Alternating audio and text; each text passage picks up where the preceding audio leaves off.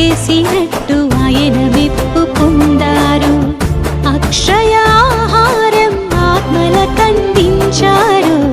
రక్షణ వస్త్రమును వస్త్రహీనులకిచ్చారు.